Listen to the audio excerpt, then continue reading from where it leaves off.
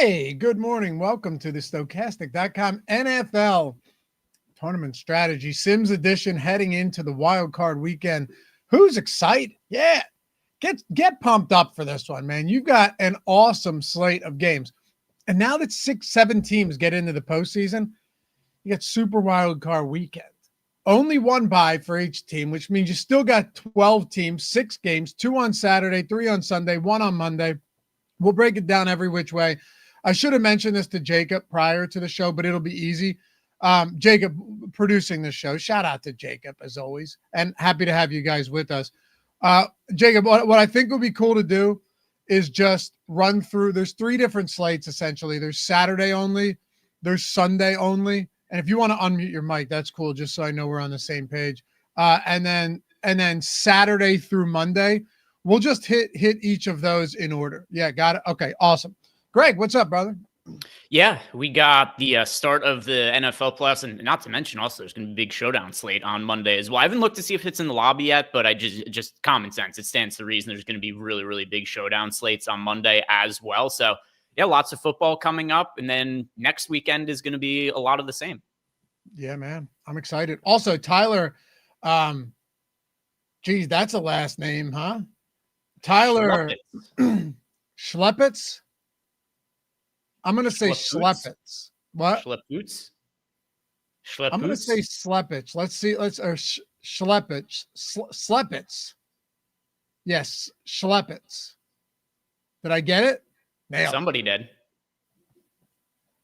I'm going to say me. Your pronunciation game is not strong, dude. Yeah, Schleppitz for me. I'm pretty sure I'm the one he's saying he's correct. I don't know about that. But yeah, Schleppitz. All right. He asked about playoff best ball targets. Ben and I have been knee deep in these. It's to me, man, it's more about like where you're drafting. If I'm drafting one, I'm trying to just like Josh Allen looks really good there. Obviously Lamar, and then the pieces you're attaching to them, other than like a Henry or a James Cook, aren't that expensive. But then when I end up in other spots, or if I'm looking for secondary stacks on teams that aren't as chalky, especially before week 18, but for me, Greg, Tampa and the Rams, only because I think Tampa has like legit spoiler aspects of that team. It's a weird team that can kind of compete against any of the good teams in the NFC, or they can just get destroyed. And I think the Rams have a tinge of that as well. So I don't know if you feel the same way, but in the AFC, it's a little bit more complicated because a lot of those teams lower down just don't look as good. Like Chargers look fine, the Houston and then like the Steelers and the Broncos going into Buffalo. So my favorite secondary type stacks are actually from the NFC. One thing I want to ask you as well about that Rams game is how much, if any, impact do you think the location moving has on the game? None. I suppose it has some, right? But this would, in my opinion, it would be a whole lot different if you were moving from Philly to Arizona, or like, let's just say Philly to another Northeast neutral stadium, or from like Buffalo to another neutral stadium, because the home field advantage there is so much more significant. I can tell you right now, the line only moved 1 point off of where it was. So if we're going by the books, 1 point.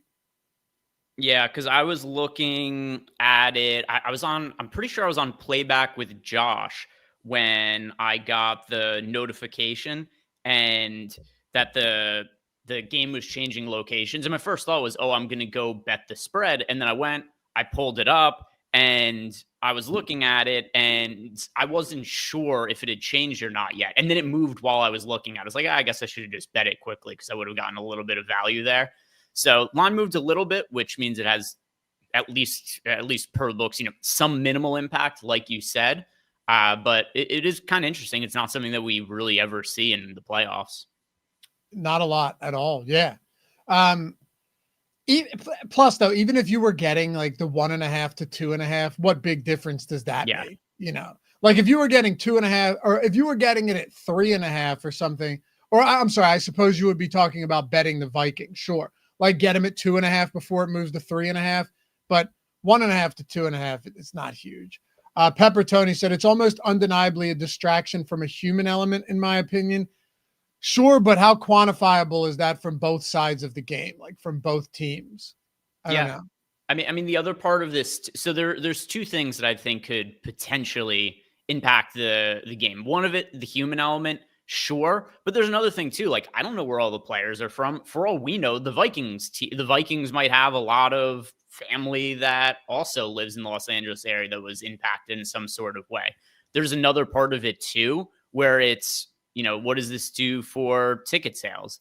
Were there a lot of Vikings fans that were planning to go to Los Angeles that aren't anymore? Is it also now a situation where maybe Rams fans got, I assume this is the case, they got preferential ticket options, and that's going to make it so that it's maybe even easier for, I don't know. Like there's ways that it could impact the game on a human element, but I just don't think there's a way for us to know what those are. I agree. And the Vikings bought up a bunch of tickets to, have some type of presence in the stadium, which wouldn't have been all that difficult to begin with. Steven, I was thinking about the same thing, like all the Vikings fans that made plans to go out to LA. Yeah, man, it is what it is. And hopefully any of you guys that are affected by this are okay and, your property isn't destroyed. We have several people at Stokastic and Odd Shopper who have been pretty directly affected by this that had to evacuate. So, we hope everybody's all right. I mean, that's just apocalyptic out there, man. I don't know if you've been following along, but it's like legitimate apocalyptic scenes out there in the Palisades in the LA area. It's rough, really rough. Yeah, just from people we work with, because I know Jordan's power went out. Although with that said, Jordan's power goes out every week anyway. So, is this even the Jordan fires? Frank evacuated though? They had. Well, I'm talking about Jordan Klein. I know, and I'm saying Jordan Frank had to evacuate. He's not Jordan home. Frank evacuated. Eric's in-laws evacuated and are staying at his place. And I've seen pictures of the sky from both Jordan Klein as well as Eric. It's rough, yeah. Einstein EMS. All right, let's get into it. I'm pretty sure Nico is going to be chalk, but are you concerned about the Texans O-line against the Chargers pass rush? Listen, dude, I'm concerned about the Texans O-line against Greg and myself pass rushing. Like their O-line is bad right now, but the truth is no, because I'll take volume over efficiency in a spot like this. That's usually a basketball term I like to use, but volume over efficiency here just seems to be the play in a spot like this. I mean, very, very simply, Greg, Nico Collins is going to see, in my estimation, a heavy dose of work. And, they've had some time to prepare for this game. I would think that they do everything to make sure that Nico gets the football, because if he doesn't, there's no chance they win this game. Yeah, and I mean, think of it from this standpoint too. Look at a team, because you could kind of force a player to have a good fantasy game if they're a wide receiver. So, for instance, look at Malik Neighbors. He could not have been in a worse situation down the stretch of the season. Giants are playing backups. They're playing backups to backups. Quarterback play is terrible. The offensive line is terrible. But Malik Neighbors was still a great fantasy asset at the end of the season, just because the Giants are like, hey, what are we going to do other than just throw the ball to him like 15 times? That could very well be what happens with Nico Collins. Matter of fact, a lot of rookies were like that. Brock Bowers, they just forced it to him. Brian Thomas Jr., that guy was force-fed for the last 6 weeks of the season. So you're right. It happens, and I would anticipate it happening with him. Jacob, do we have Saturday good to go? Cool. Let's do it. Oh, here's a fun tidbit from Jacob. Hold on. Only 2 playoff games have ever had schedule changes. 2017 Steelers Chiefs delayed 7 hours. Wow. That's in Arrowhead. Was that just inclement weather? I assume it was bad weather or something.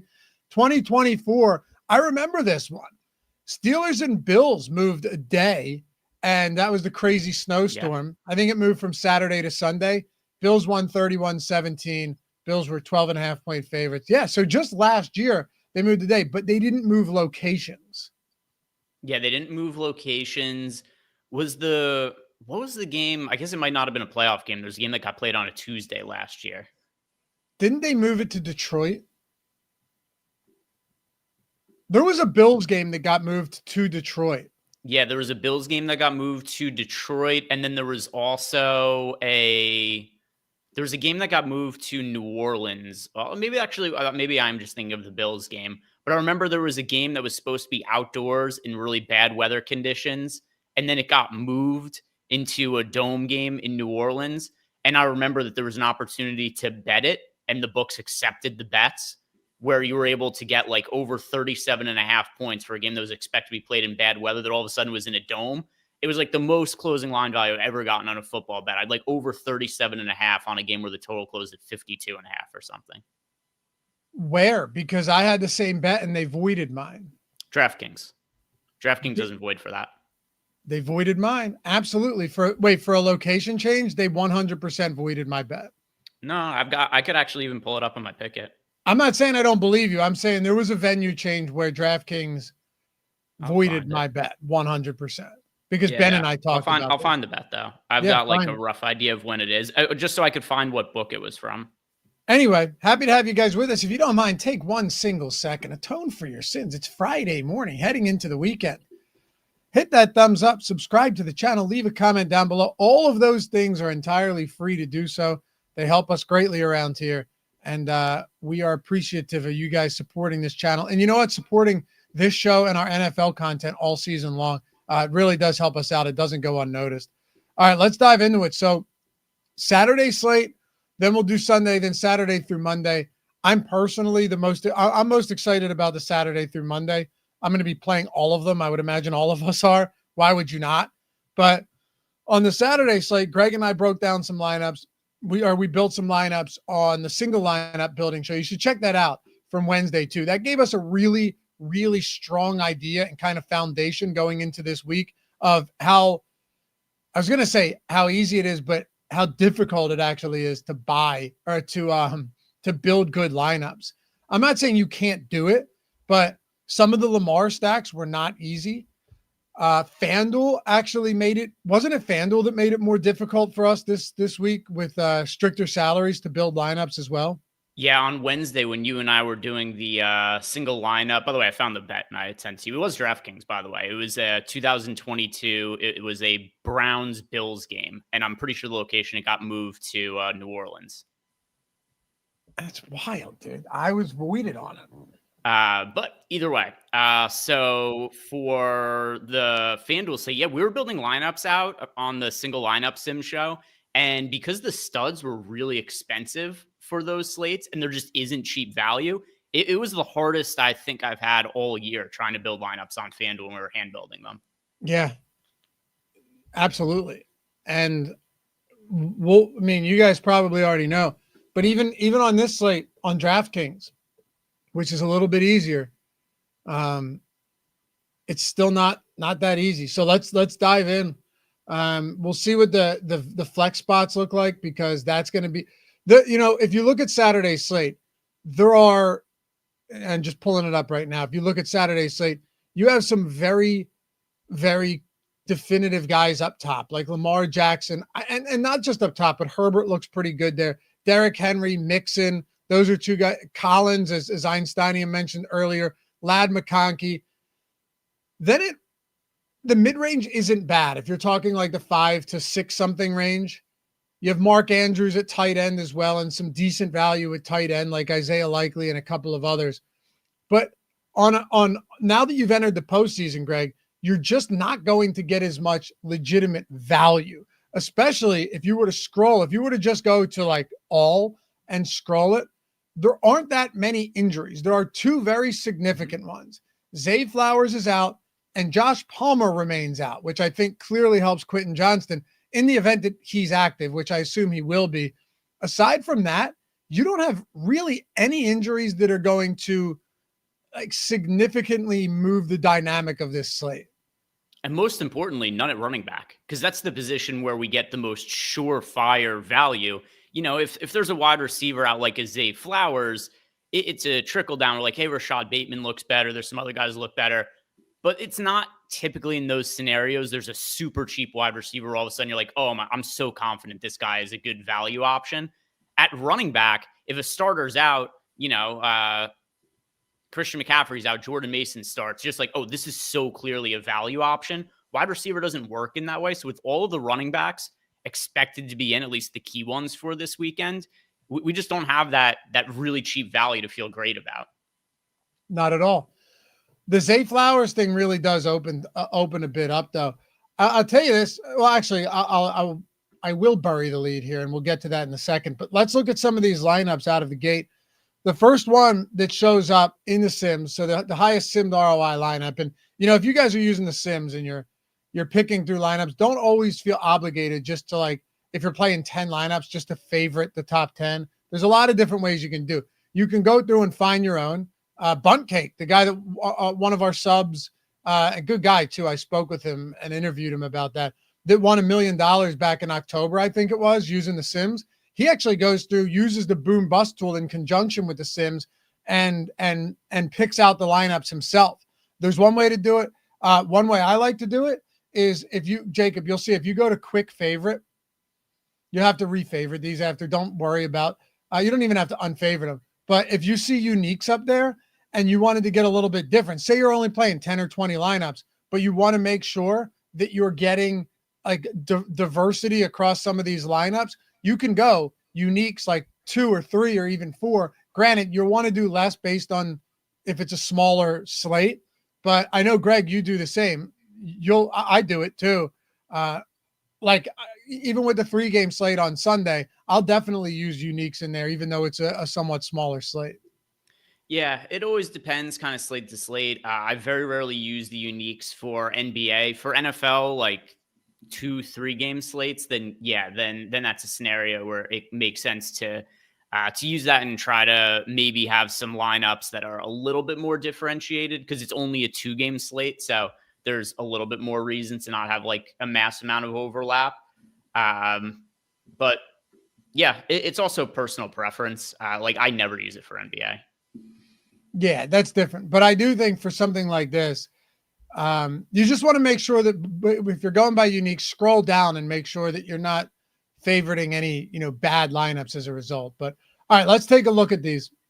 You'll have to refavorite those. So Stroud shows up in a bunch of the top lineups up top. I don't think it's nuts. You're going to get some leverage there. QB +3. If you were to just scroll down, Jacob, slowly, how many QB +3 lineups are we getting? My guess is we're just going to have a lot of this on this slate, Greg, especially with there not being a lot of value. Yeah, I was going to say the one lineup at the top for us that isn't a QB +3 is a QB +4, which is just extra correlation. I mean, also, it's a 2-game slate. There's only so many lineups you can build that aren't heavily stacked. Right. Yeah, I mean, looking through all of these, if we go back to the top here, see how the builds actually shape up. So Stroud, Mixon, Dobbins, Collins, McConkey, Pickens, Schultz, Freiermuth, Steelers. That makes plenty of sense. The only thing scary about that is no Baltimore. Stroud, Henry, Mixon, Collins, McConkey. Wow. See, I mean, that lineup right there, I don't know how popular it's going to be. Maybe I'm wrong and it won't be. That is a gorgeous looking lineup right there. Stroud, Henry is the second one.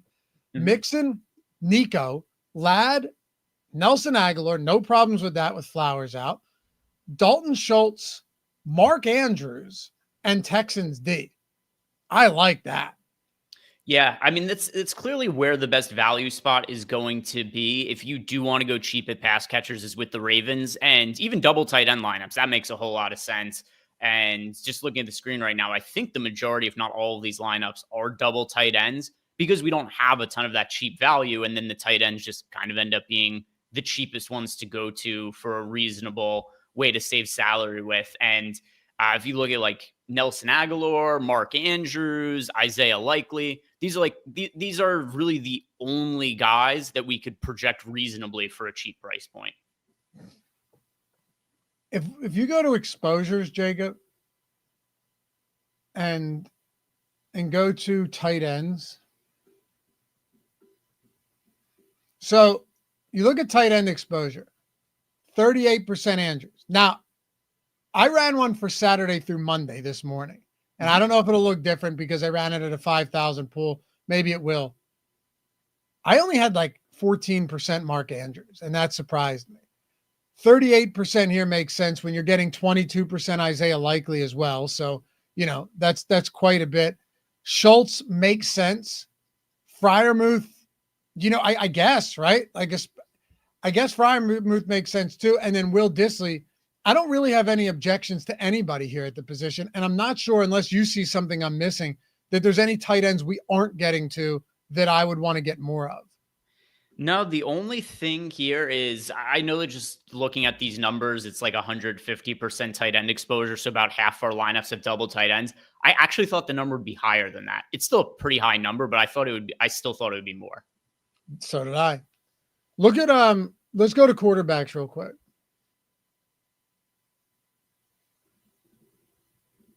Okay. All right. That's kind of what I expected to see. No real stands. Yeah, right. A good amount of Lamar, Herbert, Stroud, some Russell Wilson. Jacob, if you went back to lineups and then go to quick favorite, unfavorite all, and then favorite 50 lineups and go back to exposures. Okay, so it doesn't actually, sometimes when you see on these small slates, like you would see, oh, wow, we're getting no Russell Wilson on 50 lineups, but now we're getting a decent amount on 150. This exposure actually doesn't really, yes, obviously Lamar comes down, but it doesn't change dramatically to the point where someone just fully gets nuked. No, I mean, Lamar, like 26% is still a decent amount of Lamar, but that's the biggest change is less of Lamar. So it seems the top end lineups are a little bit more contrarian at quarterback, but nothing to your point all that significant. All right, Jacob, let's just go back to 150. Appreciate you. Trying to give the people everything we can here because these 2-game slates are mighty interesting. All right, stack exposure. Is it going to be all 3s and 4s with a little bit of 2? We're not going to see the 4s here for what it's worth. Are you surprised that there aren't that many 1s? Because I'm certainly not. No, it's so hard to build a vibe because there's only 2 games on the slate. We also have to play a defense, and while obviously on a 2-game slate, it's fine to play players against your defense. It's not like we're going to have 3 players in most lineups against our defense or anything like that. So you kind of get concentrated on playing 3 teams in your skill position spots. And then you also run an issue. It's like, all right, so if I'm going to primarily be playing guys from 3 teams, it also doesn't make sense that you'd have 3 or 4 guys that doesn't include your quarterback. So you're just going to land on a lot of triple plus stacks of your quarterback on a 2-game slate. It's going to happen on pretty much any slate in The Sims.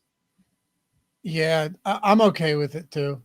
No issues there. That type of thing, especially with these 2-game slates, you're gonna, the more you spread it out too, the more complicated it becomes. Like then you just need to hit everything. Not saying you can't do that, but like Jacob, if you were to click out of stack exposures and just go to running backs, Mixon, Henry, and Dobbins just take up a ton of this.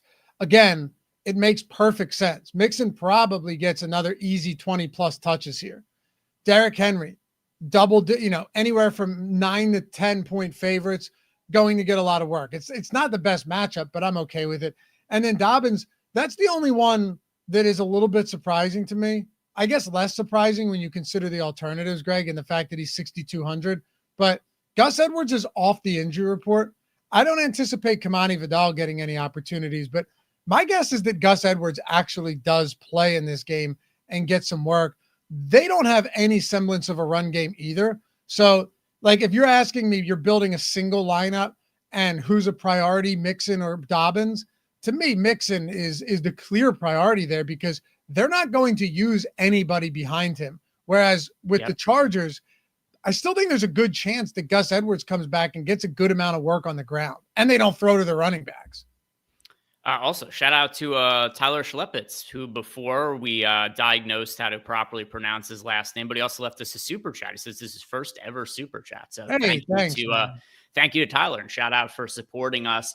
But it's also funny how far we've come because we were doing this show, week 2, week 3 of the season. And all the clamor was like, hey, how can we not be jamming J.K. Dobbins? This guy is clearly going to be one of the best running backs in the NFL this year. I mean, he's popular for this slate, but his season didn't work out how it looked like it was going to in the first couple of weeks. Definitely. I was talking about this with somebody yesterday where you look at the first 2 games of the season. I think it was Raiders and Panthers, and Dobbins just ran. I think he averaged like 10 yards per attempt or something crazy. Yeah. And had 2 huge games. It's different. And the run blocking just hasn't been good. They don't have any run game at all. I don't mind Dobbins, but I don't think with Gus Edwards back, I don't see him as a priority here. So you're going to just end up getting to him because what are your alternatives? The one guy that we're not getting any of that I think is actually somewhat viable, just because the possibility that J.K. Dobbins, hear me out, right? The J.K. Dobbins, Jaylen Warren, Najee Harris, all of them don't have great games at all. And by the way, we have Hassan Haskins in, so my guess is we haven't updated Gus Edwards yet. I don't know if it's like a 1-to-1 move there, but just, assume it's close. I think Justice Hill at least deserves a shout out on a 2-game slate because there are going to be times where Justice Hill is used more heavily than others. And there have been times where if this were a 2-game slate at his price point, Justice Hill would have been pretty integral in like a 2-game tournament lineup for sure. There's another part of this too that makes me like Justice Hill is Derrick Henry gets basically no work in the passing game. And now Zay Flowers is out. The Ravens are very, very thin on pass catchers on their team now. Do they just draw up a couple of extra plays for Justice Hill? Like this could be a 5-6 target game for him. I don't see why you wouldn't. I mean, the only exception to that would be that the Steelers just simply can't move the ball either. But I don't think that matters. Like I don't think you're changing your game plan up all that much. Clearly, if Baltimore's playing from behind, like if they were, in some alternate universe, 10-point dogs in this game, then Justice Hill would look fantastic. But I still think he looks good. I still think he looks good here. And I don't want to sleep on a guy like Justice Hill because outside of Mixon and Henry, I don't know about you. Dobbins is fine. He's fine. But outside of Mixon and Henry, I have no supreme confidence in any of these guys. No. Jaylen Warren's probably my next favorite, if I'm being completely honest, for the same reasons we just talked about Justice Hill if he were a dog. I would rather roster Jaylen Warren than J.K. Dobbins relative to price and ownership. If I was just hand building a lineup or two right now, Jaylen Warren has about a third of the ownership of J.K. Dobbins. He's $1,000 cheaper, and I like the game script for him better. In a scenario where the Steelers are trailing, which should be the expected case here, they're more than one possession underdogs in this game. It's Jaylen Warren catching passes in the fourth quarter. Right. I know that wasn't the case last week, inexplicably, but it should be the case this week. I think so. Plus, I think it was Ben that mentioned it on Tuesday. George Pickens is one bad miscommunication play away from pulling an Antonio Brown and walking off the field. I'm not saying he's going to do that, but I mean, if there was anybody, like if you set odds on who is the most likely player to quit mid-game, George Pickens isn't just favored against the field. Like he's minus money. Other than, well, if it's for this weekend, yes. For the season, though, I mean, we've now found out that Tyreek Hill already did it. Tyreek Hill, yeah, sure. However, if you were setting odds on the season, like after week 15, it still would have been Pickens by a mile. Yeah. It would have been Pickens. Anything else you want to look at for Saturday? I think this gives us go back to it one more time, just to lineups. Anything that stands out to you, just on because the way I see, well, actually, go to some Lamar lineups. Just check the wide receiver exposure because we haven't looked at that position yet. Yeah, my fault.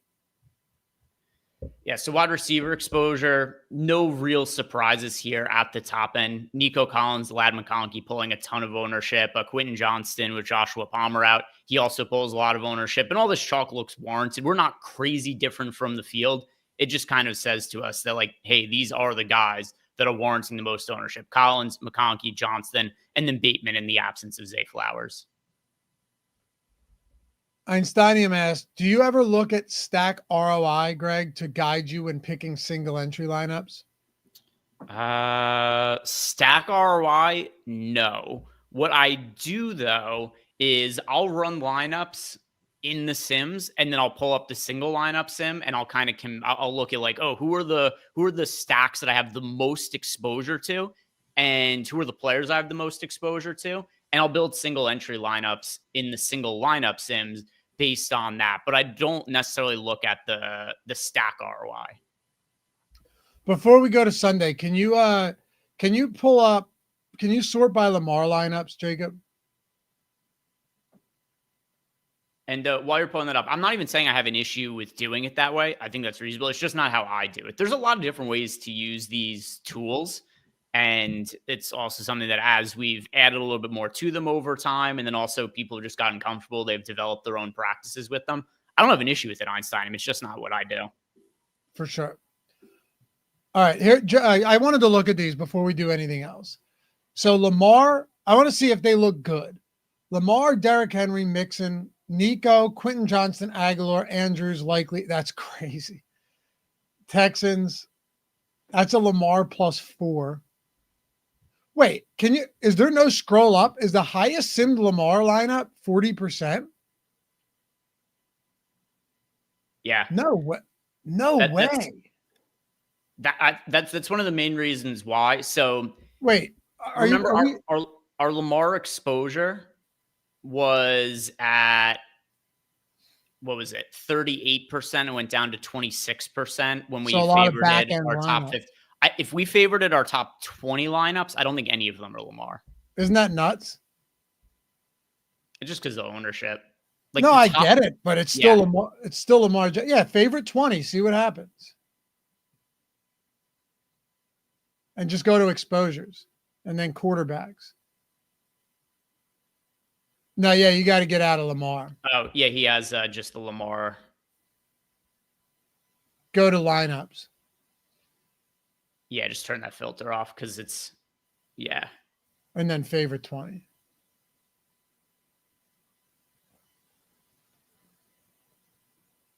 Still 50. Is that right? Go to lineups and scroll down. That's weird. What happened? Did you see that? Yeah, I'm very confused. I've never seen lineups just disappear like that. He said maybe it was Jacob running sims for the other slate at the same time.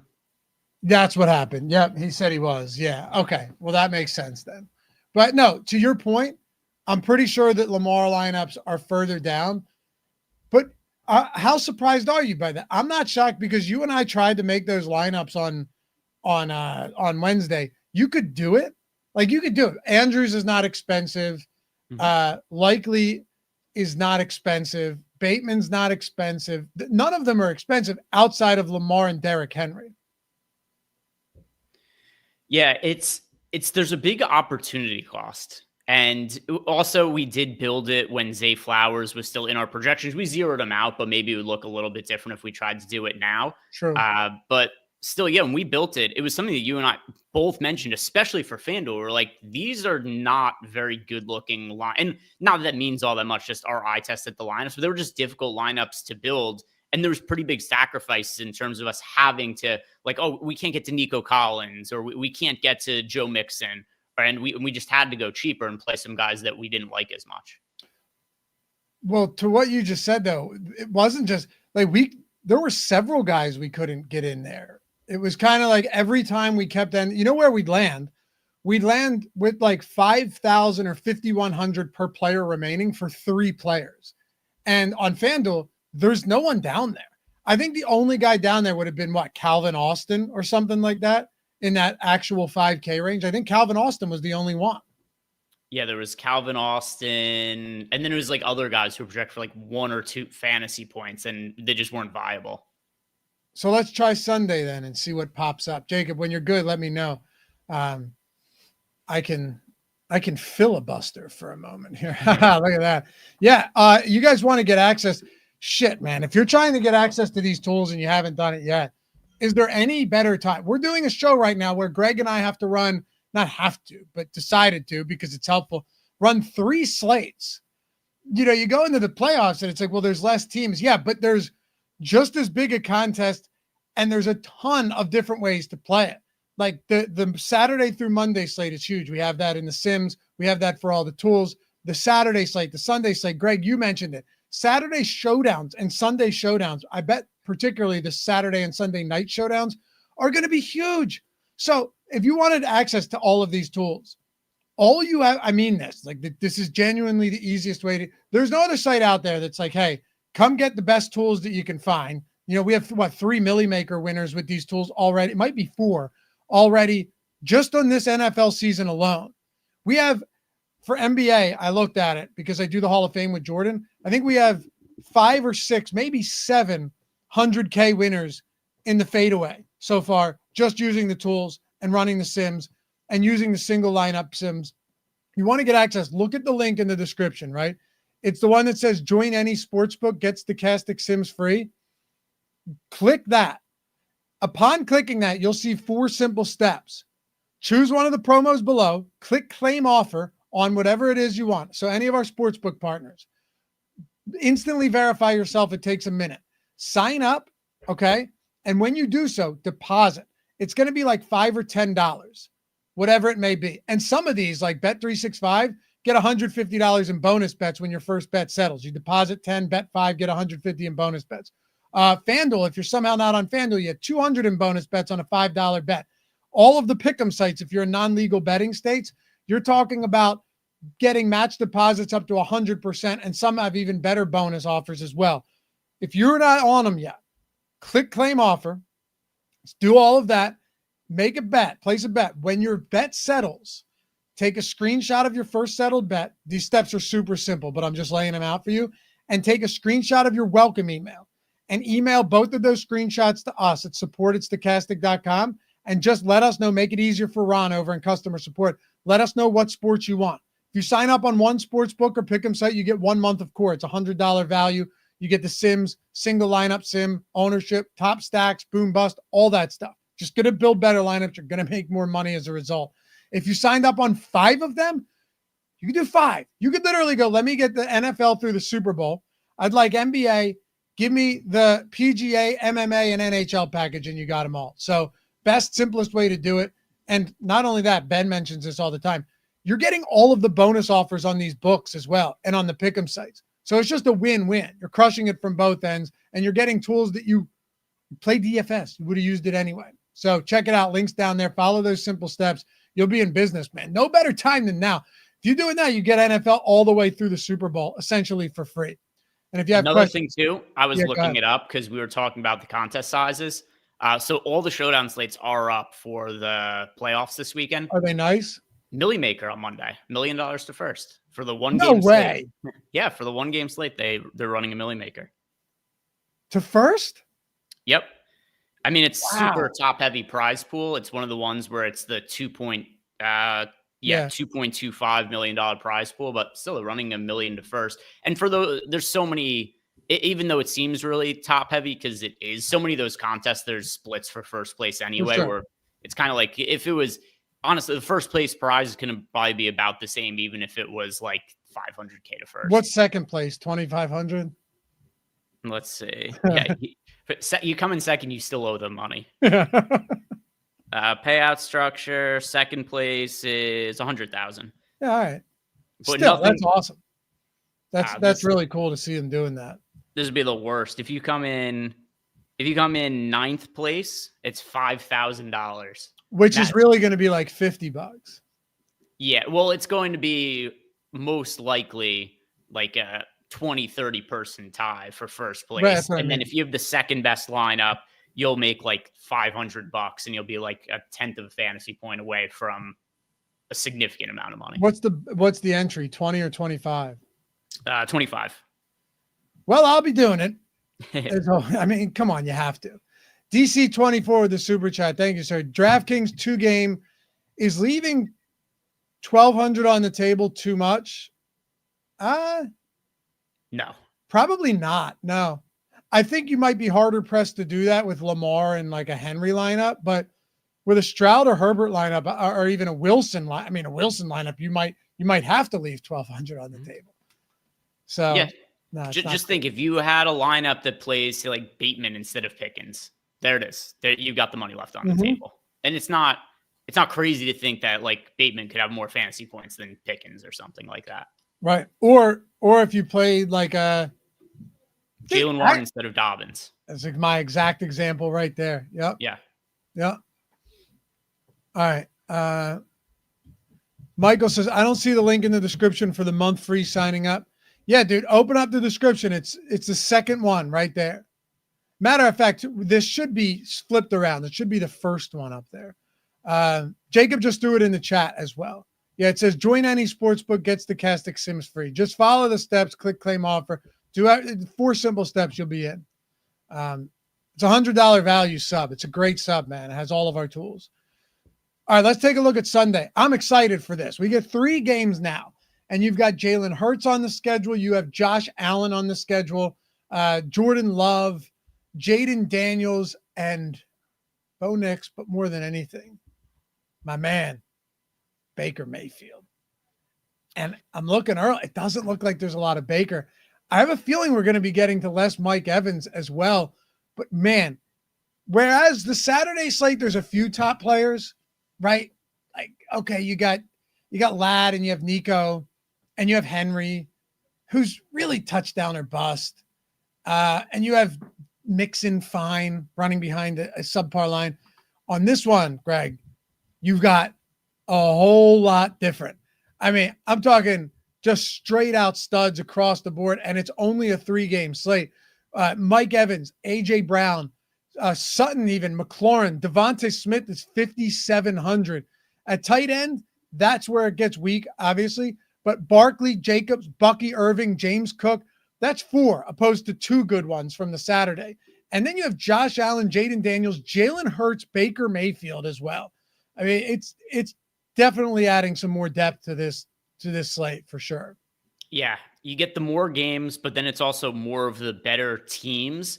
I don't know if this was done intentionally when they did the scheduling, but the Sunday games, at least to me on paper, if I'm picking the games that I'm like trying to figure out the ones that I'm most interested in watching, it's the Sunday games over the Saturday games by a mile this weekend. I know for you, It's going to be the case too, but a little bit of bias because the Eagles play Sunday. But no, for sure. But also not just better teams necessarily. Like, yeah, I think better teams, better matchups, but better fantasy teams. Yeah. Like Tampa might not be the greatest team, although I'm a believer in this. The reason I'm a believer in Tampa is because they're the type of team that could come out. They could get the shit kicked out of them by Dallas. We saw it happen, right? They could have Carolina take them to overtime, but then they could come in and mop up that Carolina team, or come into the Charger Stadium, the SoFi, and just kill the Chargers, which they did. They're one of only 2 teams to beat the Detroit Lions this year. Mm-hmm.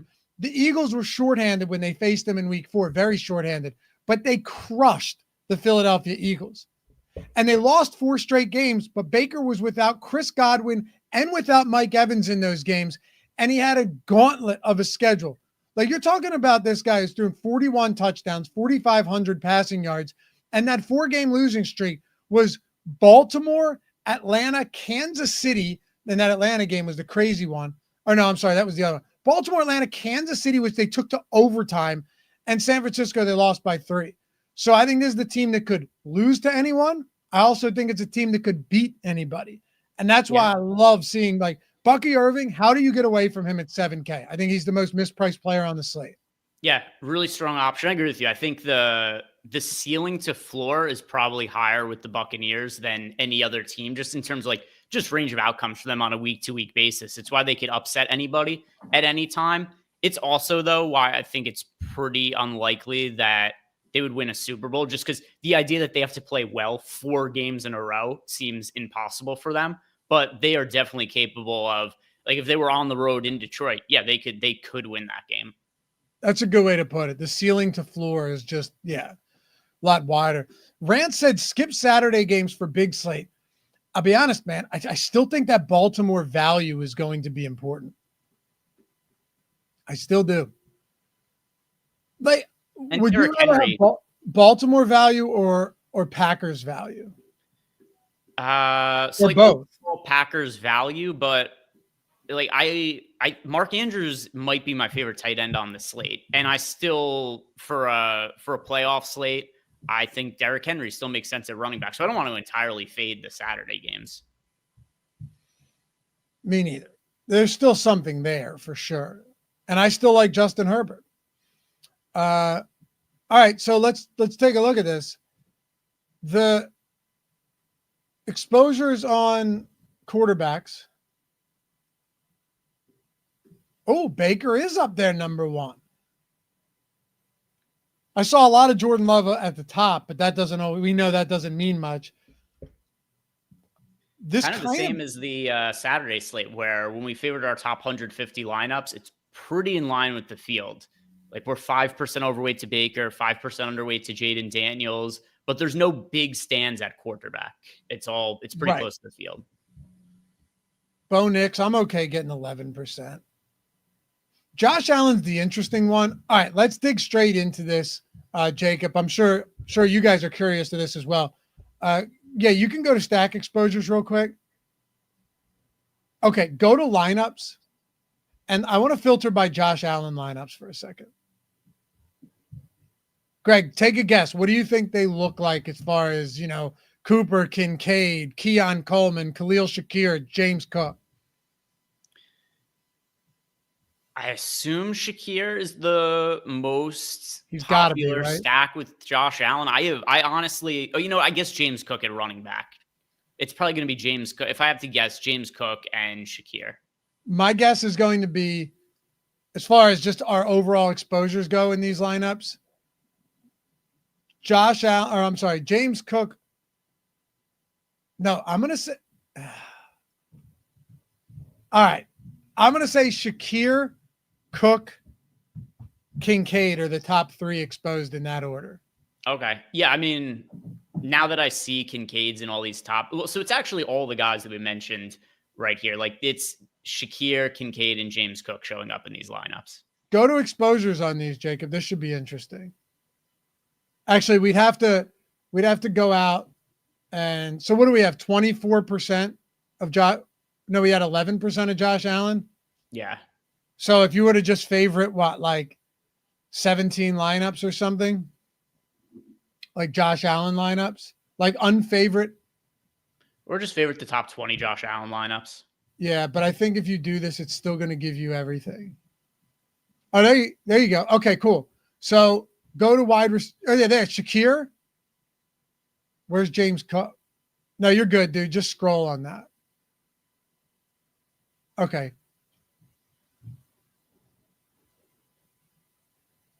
Oh, okay. So Shakir is in all of the Josh Allen lineups. Kincaid's in almost all of them, and then James Cook is in about half. What do you make of the fact that guys like Coleman, and if you scroll down, is there like one Cooper lineup maybe? No, nothing. What do you think of that? Would you try, since it's a 3-game slate, would you try to get some of that in there? Scares me that we have none. Yeah. What is Amari Cooper? If Amari Cooper is projected for low ownership, I like him as a contrarian option. So do I. His role is all over the place with this team. I mean, we saw back-to-back weeks, if you guys remember, like a month ago, where Amari Cooper had double-digit targets and then 0 targets. Yeah. So he's very, very difficult to project. If the field isn't going to play him, then yes, he's somebody I'm interested in, because there is potential for him to have a double-digit target game. We've seen it, and you've kind of felt this way about him for a little while now, where you've been a little bit more willing to get to him. I've noticed that. Yeah, let's see. Cooper. So Cooper's targets in the last few games that he's played in. I know his numbers overall for Buffalo haven't been great, but I still think, unless he's just totally washed, I still think there's somewhat of a ceiling there. He's on the older side for an NFL player, but it's not like 30 is ancient or anything at wide receiver. It would be a different case if he was a running back. But you look at, the last game he played in, he did have 3 catches for 56 yards and a touchdown. Then he had 2 crappy games before that. And the game before that, he was targeted 14 times. I'm not convinced that he's, by any stretch, I'm not convinced that he's washed at all. I'm with you there. Okay, let's go to how else do you want to approach this slate? Do you just want to look at positions, or do you want to look at, quarterbacks? How do you want to do it? Let's just look at, so we've looked at the quarterbacks already. Let's look at the running backs next. Sure. Getting quick, Jacob. By the way, if you guys don't mind, hit that thumbs up. One other thing I should mention too is a little portfolio EV action going on right now. EV59 promo code. If you guys are already signing up on those sports books, do yourself a favor, check out Portfolio EV. You want to be on as many books as possible, but true game changer. And, you're going to have variance. It's going to happen. But when you zoom out on this and you just see that the profits continuously throughout the year go up and up and up, that bad few days where you start to get discouraged means a whole lot less.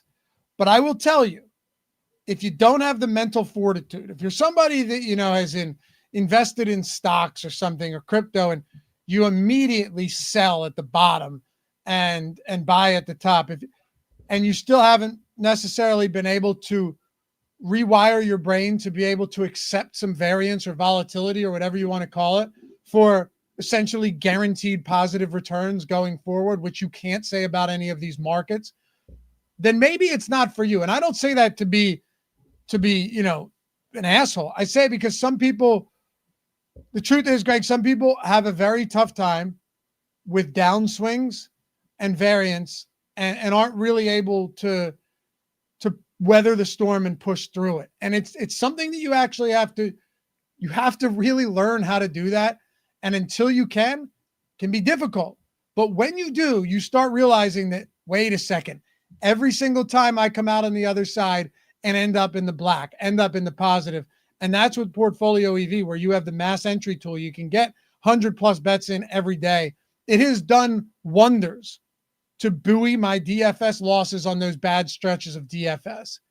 And DFS, you can't ever guarantee that you're going to win again. Like with this, we have back-tested data with hundreds of thousands of bets to show the historical ROI on them. We know that they are long-term profitable bets. We know what we're getting into every time we place it. There's going to be variance, but you're going to win. And it's 60% off. Portfolio EV over on OddsShopper. If you ever have questions, hit us up, because I know Greg is the same as me. Happy to answer them. 60% off means you're getting this entire month for $40. Stick with it for the entirety of the month. Watch the quick 10 total minutes of tutorials. Ask us questions. Jump in the Discord. It'll be well worth your time. And if there's one thing I could say, it's like, stick with it. Understand that there will be ebbs and flows. And also know that if you're having those bad DFS weeks, a lot of times this lifts things up and you go, man, I had a bad DFS week, but I still came out in the positive. That didn't used to happen before for me. And I'll tell you, it's a wonderful feeling. And the promo code, by the way, just to reiterate, is EV59, because we're heading into the NFL playoffs for Super Bowl 59. And then, we also, if you want to check the results before signing up, it's all available on the website. We leave it up there for free. And you can look at every single bet that we've tracked for this year and last year. You can't look 5 years ago because it didn't exist. But of all the times we've had these tools up, you can look at what the data has been. Yeah, man. Check it out. Link in the description. EV59 for the Super Bowl is the promo. Just use that at checkout. You'll be in. All right. Excuse me. What do you want to do next? Yeah, so running backs here, tons of Bucky Irving. He's in pretty much all of the lineups. Saquon, no real stand there. Same with Jacobs, Josh Cook. No real low-owned running backs that we're getting to are super cheap ones. Are there any guys that we're not getting to who are cheap running backs do you think maybe have upside that we should consider boosting to use to save some salary with? Not really. No, I think on the Sunday only slate, if you wanted to try and make an argument that, a guy like Rachaad White or Audric Estime was viable, I suppose I'd lend you an ear on that, but I'm not sure I'd be listening. It's tough. Rachaad White in a must-win game didn't even get a touch last week. It's crazy. Yeah. Could that change? Maybe. And then the backfield is just so ugly right now in Denver between McLaughlin, between Estime, and Javonte Williams still getting snaps, albeit no touches. It's pretty ugly. Even Brian Robinson against the Bucs are allowing 60 rushing yards per game over the second half of the season. It's a crazy number. So I think I'd probably pay up for the most part at running back with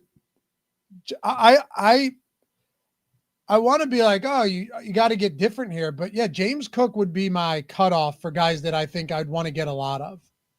And even Brian Robinson is pulling 16% ownership. So it's not like he's crazy contrarian. And then you look at the other guys, like the Denver running back situation. I've wanted just about nothing to do with that since the start of the season, where it became really clear that not only was it nearly impossible to predict, but you also had Sean Payton would come out and he would tell us, be like, hey guys, we're making this change. Estime more touches going forward, and then like he wouldn't touch the ball that weekend. So it's been a nightmare of a backfield situation to deal with the entire year. It's not been consistent, and then for no reason at all, Sean Payton lies about who his running back's going to be each week. Yep. And then wide receivers. And then we'll take a quick peek before we go at Saturday through Monday, just to see how all of this ties together. That'll be interesting. Jacob, if you want to go to wide receivers here, that would be great. Yeah, so wide receivers, this makes sense. Considering how expensive we are at running back, we're a lot cheaper at wide receiver. But still a quarter of lineups have Mike Evans. Mm-hmm. Still 37% have A.J. Brown. That's not nothing, right? But then you've got the cheap guys like going from bottom to the top, Wicks, McMillan, Devonta, and Khalil Shakir. Who's going to complain about any of that? I mean, Shakir is a strong play there. Devonta Smith at 5,700.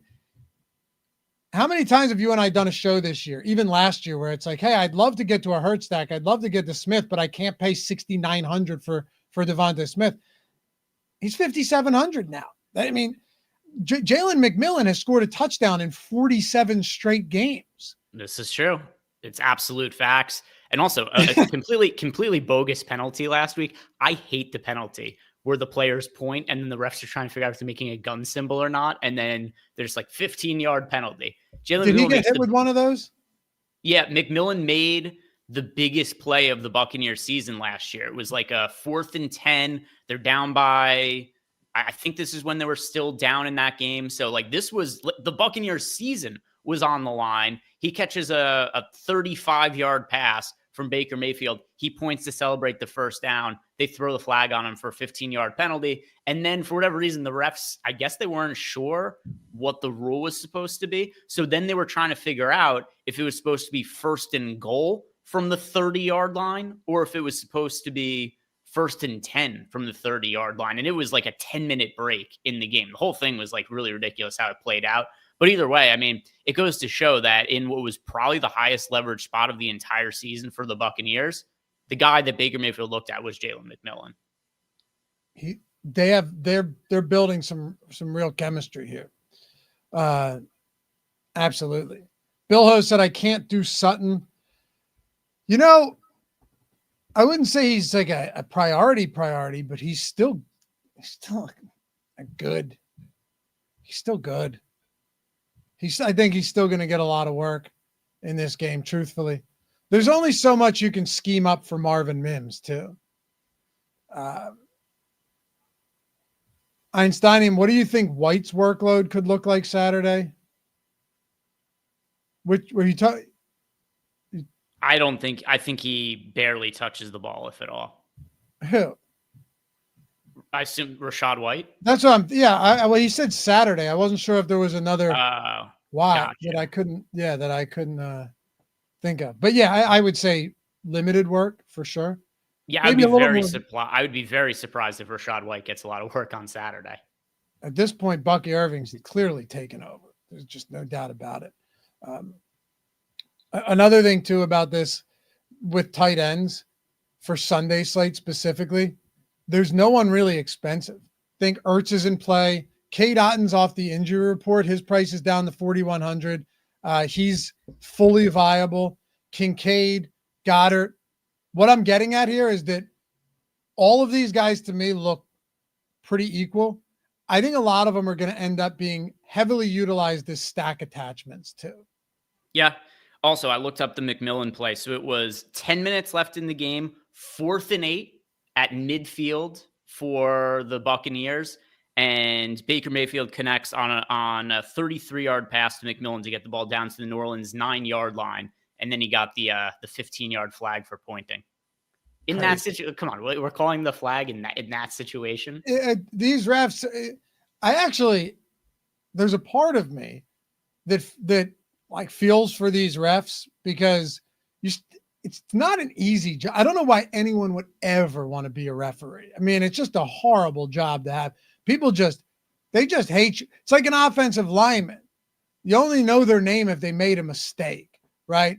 As far as like the broadcast goes. Yeah. No one's, you know what I mean? Yeah, of course you're going to have like Baldy's breakdowns where he goes deep on an offensive lineman's play. But on these broadcasts, no one talks about that, right? Well, the reason is you can't have outstanding success. The success in those jobs is the lack of failure. Correct. So if there's no point a referee makes a call and people are like playing the highlight on turn to be like, oh my, this is the greatest call I've ever seen in my entire life. Exactly. Look at Ed Hockley's highlight package, right? Like it just doesn't exist. Same with an offensive lineman. Every once in a while, you would see something like, hey, there was this run by Swift last year, and look at this block Kelsey made where he was able to like get upfield quickly or something like that. But it's very far and few between. Generally, if you're a really good offensive lineman, it's because you just didn't screw up. You didn't commit penalties. You didn't allow sacks. It's not because you're like, oh my God, he pancaked 3 defensive linemen in one play. Yeah, right. It's not that you don't hear about it, but what are you going to hear more of? If an offensive lineman has 3 great blocks in a row or allows 3 sacks in a row, pretty obvious, right? And also, it's going to be more. Either way, refs got to stop injecting themselves into these damn games and let them play. That's what I was getting at. But I do, in some sense, I mean, what a shitty job. Not saying they don't get paid. Like NHL refs get paid a fortune. But I don't even think NFL refs make that much money. Part of that is probably just because they're working, of course, 16 times per year. So there's kind of a preseason games, playoff games, depends who you are. But yeah. You know, if you're working that many times, then it's not like there's $1 million check waiting for you. No, I'm not saying they should be making $1 million. But even if you don't do the playoffs, these refs are still doing what? 22 straight weeks? 21 straight weeks? Yeah. Games though. 21 games. Yeah. Just putting it in context. It's only one game, of course. Yeah. Yeah. Because a lot of them, if you look up a lot of these refs, they're lawyers or like firefighters or something like that. Most of them are not full-time referees. Slick said he simulated shooting a weapon. It's not allowed. Why not? It's fun. He also didn't do that. He just pointed, and that's the other thing too with the pointing. It's up for interpretation. When somebody points, it's like, why are they pointing? What are they pointing at? Because pointing could also be taunting in some circumstances where they flag it. George Pickens simulated shooting a gun into the stands.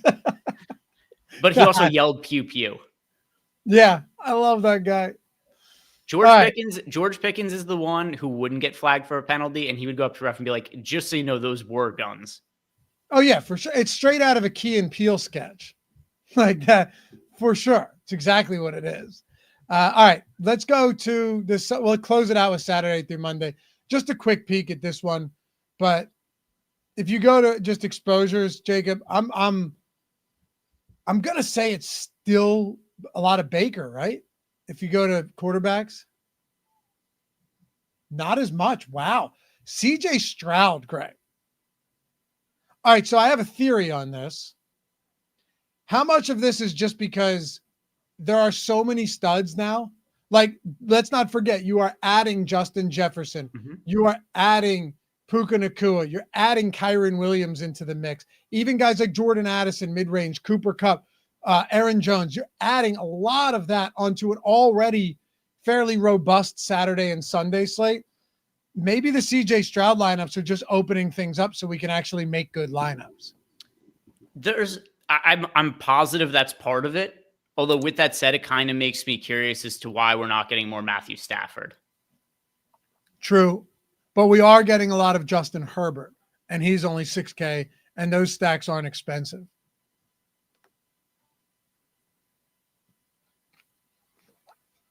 Sam Darnold triple stacks. Like most of the CJ Strouds are double stacks. Same with Justin Herbert.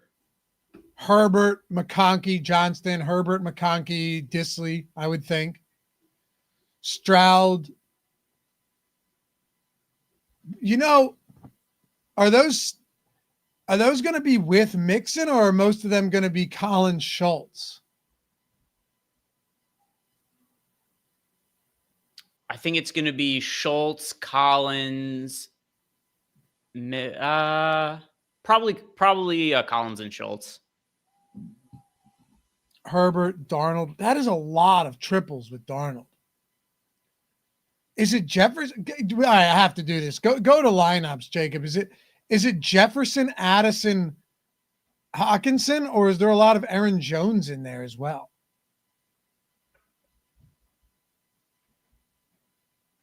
Jefferson, Addison, Hawkinson, Jones, Jefferson, Addison. All right.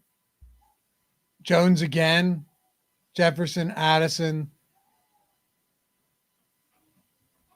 How about that? Addison, Hawkinson, that's a 2.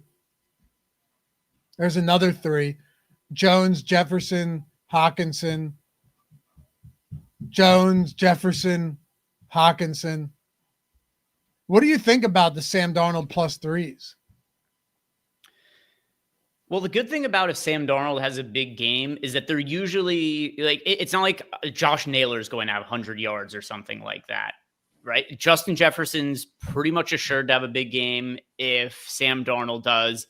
And there's also a pretty good chance that Jordan Addison would as well. TJ Hawkinson, although he's fairly cheap at tight anyway, also would have a chance. There aren't that many guys that Darnold throws the ball to. Last week, the defense was one of them as well. But Sam Darnold, it's pretty concentrated targets. It's true. Yeah, Jordan Naylor's not a guy that you expect to get much there. Go back to exposures one more time. Are we getting Lamar? I didn't see how much Lamar we had. Not a lot. Not a lot of Hurts. All right, here's the important question for you, Greg. Would you look to smooth out that exposure? So you're playing a postseason slate, Saturday through Monday, 12 teams. Many of them are very good with good players. And you have 50% of your lineups, CJ Stroud and Sam Darnold. If you include Justin Herbert, you're talking like 65% of lineups are between those 3, which means you have far less Stafford, Baker, Jaden Daniels, Jalen Hurts, Josh Allen, Lamar Jackson. How would you approach this? That's probably the most important question for anyone watching this show. I wouldn't change anything with this for the, the 6-game slate. I wouldn't feel inclined to really have to go and change anything. Also, this might not look exactly the same come tomorrow. But I do like getting to the cheaper quarterbacks, and I don't mind that we're kind of off of the super expensive guys for the full slate, because if I have to pay up at positions, the position I'm least prioritizing paying up for, it is very clearly quarterback for me, because there are cheap quarterbacks who don't project all that differently from the expensive quarterbacks. You can't say the same at wide receiver or running back. Fair. Yeah, that's true. But man, You don't think this is a tricky slate though? Seeing how many amazing quarterbacks and you just can't get to all of them even if you try? Not really, because that's not that far removed from how I normally build my lineups anyway. Other than the slates this year where we had tons of value at running back, I didn't play a ton of Josh Allen this season or Lamar Jackson. In a lot of them also, they were on primetime slates this year where they weren't on the main slates. But even so, I don't recall a ton of slates where I was super heavily invested in Jalen Hurts on a main slate. Josh Allen, I hardly played on main slates either this year, because if you look at, for instance, on the screen here, you got Jalen Hurts, we have 4% of him. He's projected for 20 fantasy points. But if you look at somebody like CJ Stroud, who's $1,800 cheaper, he's projected for 16.84. So it's a little bit over 3 fantasy points. Now, would you mind going to running back, Jacob? Yeah, so if you look at running back, for instance, if you look at somebody like Bucky Irving, who projects for over 20 fantasy points, we got Saquon Barkley for over 20 fantasy points. But then you look at the running backs who, like J.K. Dobbins, is $800 less than Bucky Irving, but he's projected for 6 less fantasy points. Just a bigger gap between the top end running backs and the secondary running backs, and the top end quarterbacks to the second end running backs. So I'd rather spend down a QB. I like the way you frame this. Now, I will say this is a lot different than any other slate, because we could say, yeah, we don't really pay up for these guys most of the time, which I would agree with. But this is the first time all season where you have, an abbreviated slate with 6 games, but then just most of the best quarterbacks on the slate or in the league on the slate. A lot of times you just be like, all right, well, I'm not playing Drew Lock. I'm not playing Aiden O'Connell. I'm not, you know what I mean? Like, I don't think I'm going to play Michael Penix, and I don't need to play Bryce Young. There's always a lot of bad quarterbacks. Not necessarily the case here, but the way you framed it, I think, is important. It's a great way to close the show. You can go back to two-man, Jacob, is if you are paying up for them, even if they happen to have a good game, right? Like even if Josh Allen happens to have a really good game, or Lamar Jackson or Hurts, a lot of these guys, what else do you need? And I'm actually asking you this question.